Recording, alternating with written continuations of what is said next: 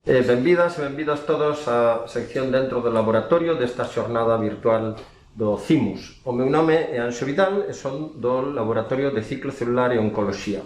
E o que vou tentar explicarvos é como traballamos no laboratorio para estudar o cancro. O cancro, todos sabedes, que é unha patoloxía de grande relevancia na nosa sociedade, que está provocada polo crecemento das células que perden o seu control e son capaces de diseminar e invadir tecidos moi distantes. O noso laboratorio non se caracteriza por unha técnica en especial, sino que gustanos abordar o problema na súa amplitude biolóxica. A veces temos que facer aproximacións máis moleculares, ver como interaccionan proteínas ou outras moléculas entre elas para entender como se producen os mecanismos dentro dos nosos tecidos e das nosas células. Tamén estudamos como funcionan os xenes. Pero é moi importante que en algún momento pasemos a realidade de como se comportan as células normais e, sobre todo, as células cando perden o control e se converten en células tumorais.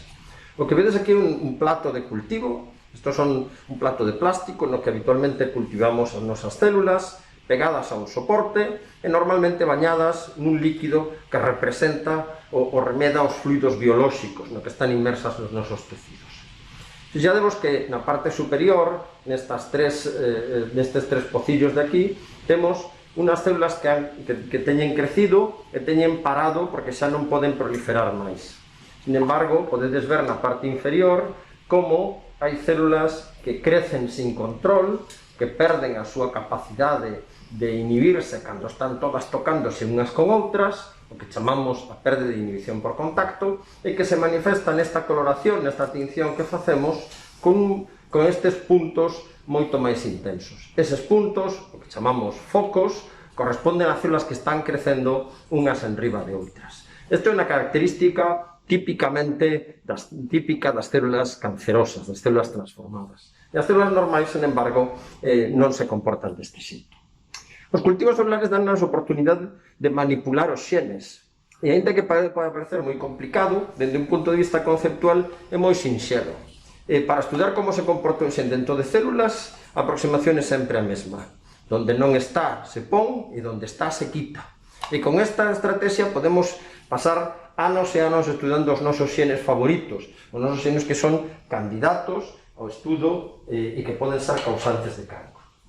A partir das células, gustanos novamente estudar os mecanismos. E a veces temos que recurrir a técnicas como a que vemos aquí. Isto é que se chama un immunoblot ou western blot, onde o que vemos é a abundancia de determinadas proteínas. Se os fixades, podemos ver como aquí hai unha proteína que é moi abundante en células normais, e, por exemplo, a súa expresión se va perdendo en diferentes condicións experimentais. De xeito que o cultivo celular nos permite manipular de unha maneira prácticamente ilimitada as condicións e remedar as condicións que ocurren. Pero antes ou despois temos que ser conscientes de que o cancro é, sobre todo, unha enfermedade sistémica. Se o cancro fose un problema de un grupo localizado de células, non sería un problema clínico. Seguramente sabedes que a maior mortalidade por cancro débese a un proceso que se denomina metástase. O 90% da mortalidade débese a metástase, que é o proceso de que as células saen do tumor primario, saen dese tecido no que se originaron, e son capaces de diseminarse por todo o organismo e anidar en tecidos moitas veces completamente diferentes os que proven. Por exemplo, o cancro de mama, sábese que, pese a ser originado nun tecido epitelial, é capaz de chegar ata tecidos tan distintos como pulmón, como cerebro ou como propio oso, onde son capaces de dixerir a matriz mineral para formar aí metástasis. Por tanto, temos que ser capaces de reproducir a patoloxía nun organismo complexo. E para iso facemos uso de animais de experimentacións. O que vedes aquí, non un animal real, é unha maqueta precisamente das que utilizamos nos adestramentos, na formación para os investigadores que van a empezar a traballar con animales. Seguramente sodes conscientes de que a experimentación animal está suxeita a unha regulación moi estrictas. Temos uns condicionantes éticos e legais que fan que somente fagamos experimentos en animais cando sexa estrictamente necesario e este perfectamente justificado. Pero a ninguén de vos lles escapa, especialmente nestes tempos da COVID, de que a experimentación animal é fundamental para obter unha información que nos permita despois saltar a experimentación en humanos.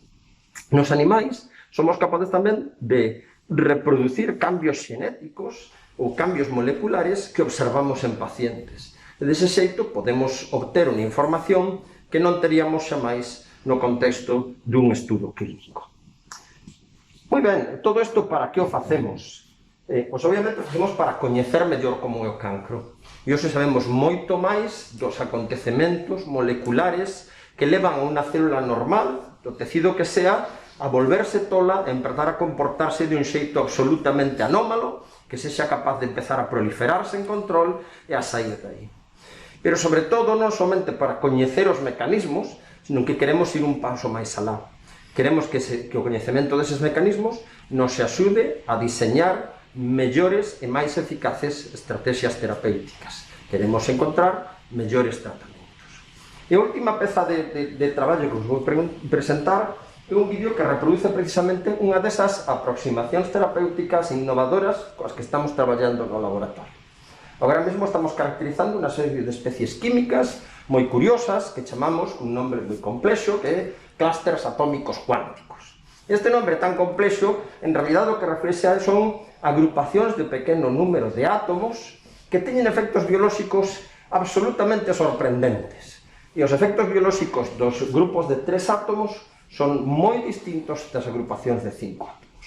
Vou mostrar agora que pasa cando nun cultivo de células cancerosas, que pasa cando lle botamos clústeres de 5 átomos de prata.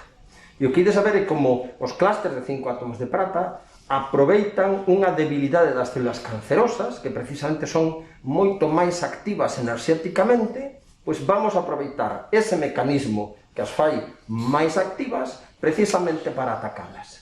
E imos ver no vídeo como aquí temos células sobre un plato de cultivo, unha película onde as vemos aí, verse, dividirse, felices, e cando botamos o tratamento empezamos a observar células que se poñen verdes. As células verdes son células que empezan a morrer.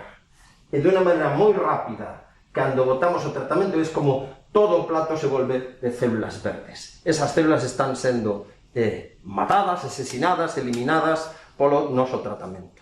Pois ben, ese é o obxectivo final que temos na nosa investigación. Coñecer cada día un pouquiño máis, pero sempre cun horizonte moi claro, que é diseñar cada vez mellores estrategias terapéuticas que nos axuden a manexar aos pacientes dunha patoloxía tan devastadora, tan cercana e tan frecuente como é o cancro. E se tedes algunha pregunta do que falamos ata agora, podedes deixar a vosa pregunta no chat da canle de YouTube do CIMUS, estarei encantado de responder.